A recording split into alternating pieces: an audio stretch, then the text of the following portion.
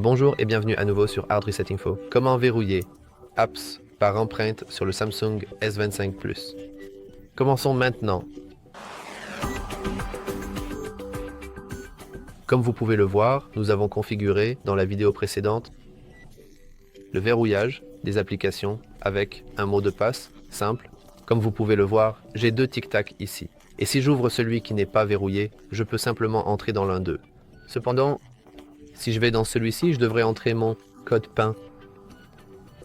Mais cela peut être un peu fastidieux à chaque fois que vous le faites.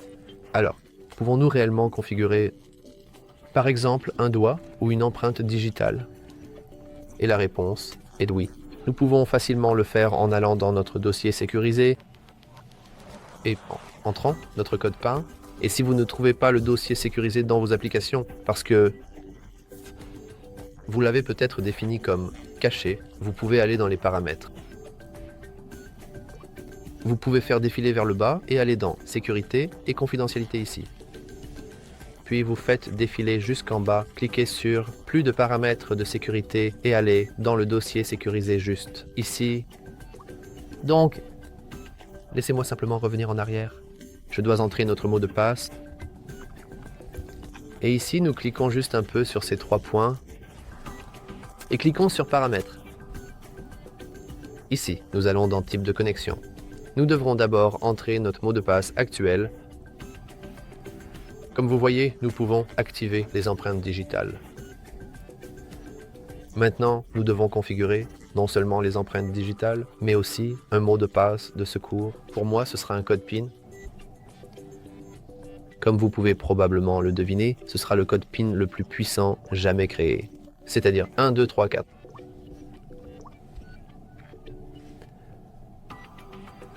Nous pouvons personnaliser nos notifications d'écran de verrouillage, mais pas maintenant. Et maintenant, comme vous pouvez le voir, notre code PIN est défini comme verrouillage d'écran et notre téléphone dit simplement que nous devons nous en souvenir parce que nous ne pourrons pas toujours utiliser notre doigt. Et maintenant, nous allons passer par le processus d'enregistrement de nos empreintes digitales. Donc je vais utiliser mon pouce ou ma main normale. Et nous devons simplement appuyer notre doigt dans le cercle et quand il est entièrement surligné, nous devons l'appuyer à nouveau, généralement de différents côtés. Alors, commençons par faire cela. Cela peut être un peu délicat,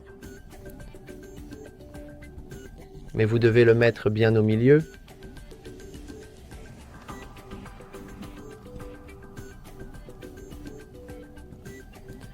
Et vous continuez simplement à faire cela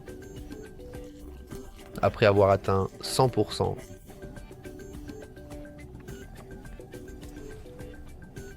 Et que nous avons ajouté avec succès notre empreinte digitale, nous pouvons en ajouter une autre pour un autre doigt, mais j'ai terminé. Et comme vous pouvez le voir, mon type de connexion est maintenant défini sur code PIN et empreinte digitale.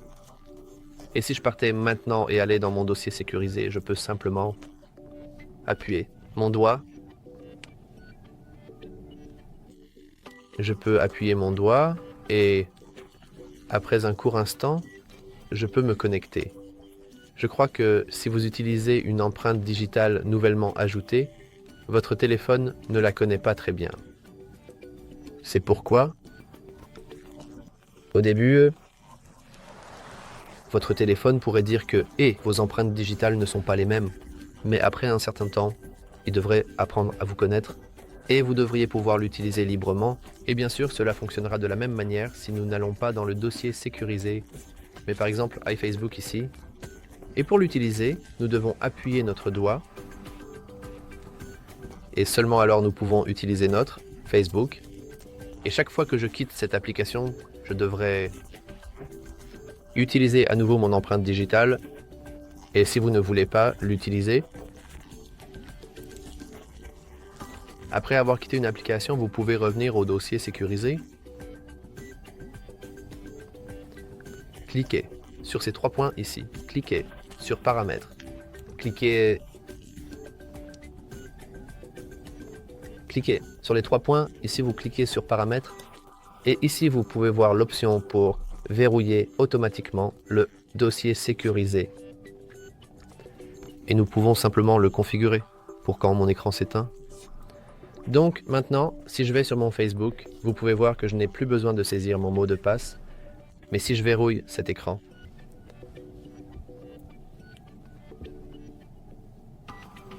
et retourne sur mon Facebook, vous pouvez voir que maintenant, je devrais entrer mon code PIN à nouveau.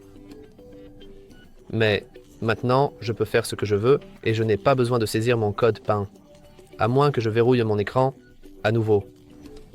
Et c'est tout pour cette vidéo. Si vous l'avez trouvé utile, veuillez envisager de liker et de vous abonner.